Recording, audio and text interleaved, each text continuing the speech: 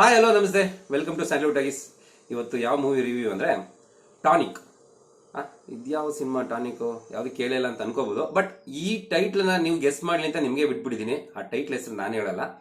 So ನಿಮಗೆ ಗೊತ್ತಾಗಿರುತ್ತೆ ಯಾವ movie review ಬಗ್ಗೆ ಮಾತಾಡ್ತಾ ಇದ್ದೀನಿ ಅಂತ. ಸೊ ನಿಮ್ಗೆಲ್ಲ ಗೊತ್ತಾಗಿದ್ರೆ ಆ ಮೂವಿದು ಆನ್ಲೈನ್ ಕತೆಗೆ ನಾನು ಬರ್ತಾ ಇದ್ದೀನಿ.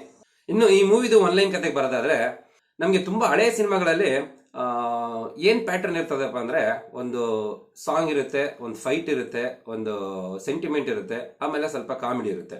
ಸೊ ಮತ್ತೆ ರಿಪೀಟು, ಒಂದು ಸಾಂಗು, ಒಂದು ಫೈಟ್ ಸೀನು, ಒಂದು ಕಾಮಿಡಿ ಮತ್ತೆ ಒಂದು ಸೆಂಟಿಮೆಂಟ್ ಹಿಂಗಿರುತ್ತೆ. ಸೊ ಅದಕ್ಕಿಂತ ಮೇನ್ ಆಗಿ ಏನಿರುತ್ತೆ ಅಂದರೆ ಆ ಸಿನಿಮಾದಲ್ಲಿ ಕತೆ ಅಂತ ಇರುತ್ತೆ. ಸೊ ಅದೇ ರೀತಿ ಈ ಸಿನಿಮಾದಲ್ಲಿ ಅದೇ ಫಾರ್ಮುಲಾನೇ, ಆದರೆ ಅಲ್ಲಿ ಕಾಮಿಡಿ ಇರುತ್ತಲ್ಲ, ಆದರೆ ಈ ಸಿನಿಮಾದಲ್ಲಿ ಕಾಮಿಡಿ ಇರಲ್ಲ, ಒಂದೊಂದು ಸೆಕ್ಸ್ ಸೀನ್ ಇಟ್ಟಿರ್ತಾರೆ. ಆದರೆ ಈ ಸಿನಿಮಾದಲ್ಲಿ ಒಂದು ತುಂಬಾ ಚೆನ್ನಾಗಿ ಒಂದು ಮೆಸೇಜ್ ಕೊಟ್ಟಿದ್ದಾರೆ.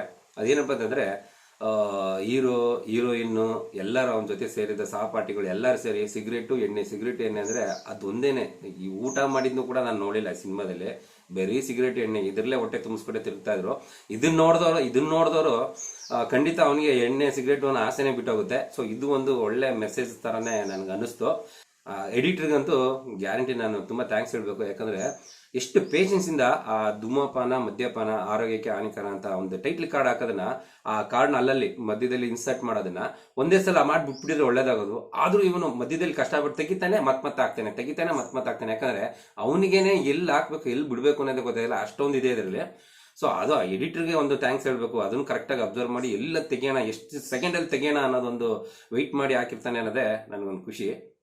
ಎಲ್ಲ ಸಿನಿಮಾಗಳಲ್ಲೂ ಕತೆ ಒಳಗಡೆ ಸ್ವಲ್ಪ ಆಕ್ಷನ್ ಅಂತ ಇಟ್ಕೊಂಡಿದ್ರೆ, ಈ ಸಿನಿಮಾದಲ್ಲಿ ಆಕ್ಷನ್ ಮತ್ತೆ ಸೆಕ್ಸಿನ್ ಒಳಗಡೆ ಸ್ವಲ್ಪ ಕತೆ ಇಟ್ಕೊಂಡಿದ್ದಾರೆ.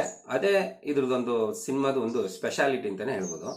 ಇನ್ನೊಂದು ಈ ಸಿನಿಮಾದಲ್ಲಿ ನನಗೆ ಇಷ್ಟವಾದ ವಿಚಾರ ಏನಪ್ಪಾ ಅಂತಂದ್ರೆ, ಈಗಿನ ಟ್ರೆಂಡ್ ಹೆಂಗಾಗಿದೆ ಅಂದ್ರೆ, ಸಿನಿಮಾ ಏನೇ ತೆಗೆದ್ರು ಅದಕ್ಕೆ ಪಾರ್ಟ್ 1, ಪಾರ್ಟ್ 2, ಪಾರ್ಟ್ 3 ಅಂತ ಲೀಡ್ ಕೊಟ್ಕೊಂಡು ಹೋಗ್ತಾರೆ. ಬಟ್ ಈ ಸಿನಿಮಾದಲ್ಲಿ ಪಾರ್ಟ್ 1, ಪಾರ್ಟ್ 2 ಈ ತರ ಏನು ನಮಗೆ ತೊಂದರೆ ಕೊಡದೇನೆ ಬೇಗ ಒಂದೇ ಪಾರ್ಟ್ ಅಲ್ಲಿ ಮುಗಿಸ್ಬಿಟ್ಟಿದ್ದಾರೆ.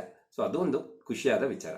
ಇನ್ನೊಂದು, ಈ ಸಿನಿಮಾನ ಅಬ್ಸರ್ವ್ ಮಾಡಿದ್ರೆ ಎಲ್ಲಾ ಸಿನಿಮಾಗಳಲ್ಲೂ ಪ್ಯಾನ್ ಇಂಡಿಯಾ ಮೂವಿ ಅಂತ ತೆಗೆದಾಗ ಲಿಪ್ ಸಿಂಕ್ ಮಾಡೋದಕ್ಕೆ ಸ್ವಲ್ಪ ಏನ್ ಮಾಡ್ತಾರೆ, ಕರೆಕ್ಟ್ ಆಗಿ ಒಂದು ಲ್ಯಾಂಗ್ವೇಜ್ ಕರೆಕ್ಟ್ ಆಗಿ ಸೂಟಬಲ್ ಆಗಿ ಆಗೋದಿಲ್ಲ. ಬಟ್ ಈ ಸಿನಿಮಾದಲ್ಲಿ ಆಲ್ಮೋಸ್ಟ್ ಎಲ್ಲರದು ಕನ್ನಡದಲ್ಲಿ ಕರೆಕ್ಟ್ ಆಗಿ ಲಿಪ್ ಸಿಂಕ್ ಮಾಡಿದ್ದಾರೆ.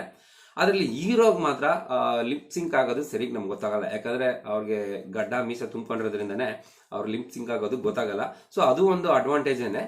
ಓವರ್ ಆಲ್ ಈ ಸಿನಿಮಾ ಹೇಗಿದೆ ಅಂತ ನೀವು ನನ್ನ ಕೇಳಿದ್ರೆ, ನಾವು ಅಮೆಝಾನೋ, ಫ್ಲಿಪ್ಕಾರ್ಟೋ ಎಲ್ಲಿಂದನೋ ಒಂದು ಪ್ರಾಡಕ್ಟ್ ತುಂಬಾ ಇಷ್ಟಪಟ್ಟೋ ಪ್ರಾಡಕ್ಟ್ನ ಆರ್ಡರ್ ಮಾಡಿ ಮನೆಗೆ ಬರೋಕ್ಕೆ ಓವರ್ ಆಲ್ ಈ ಸಿನಿಮಾ ಹೇಗಿದೆ ಅಂತ ನೀವು ನನ್ನ ಕೇಳಿದ್ರೆ, ಅಮೆಝಾನೋ, ಫ್ಲಿಪ್ಕಾರ್ಟ್ ಅಲ್ಲೋ ನಾವು ಯಾವುದೋ ಒಂದು ಪ್ರಾಡಕ್ಟ್ನ ಆರ್ಡರ್ ಮಾಡ್ತೀವಿ. ಮಾಡಿದಾಗ ಅದು ಯಾವತ್ತು ಬರುತ್ತೆ ಅಂತ ನಾವು ವೆಯ್ಟ್ ಮಾಡ್ತಾ ಕೂತಿರ್ತೀವಿ. ಬಟ್ ಬಂದಾಗ ಈ ಪ್ರಾಡಕ್ಟ್ಗೆ ಇಷ್ಟು ದಿನ ವೆಯ್ಟ್ ಮಾಡಿದೆ, ಏನಿದೆ ಹಿಂಗಿದೆಯಲ್ಲ ಅಂತ ನಮ್ಗೆ ಏನು ಫೀಲ್ ಆಗುತ್ತೋ ಹಂಗಿದೆ ಈ ಸಿನಿಮಾ.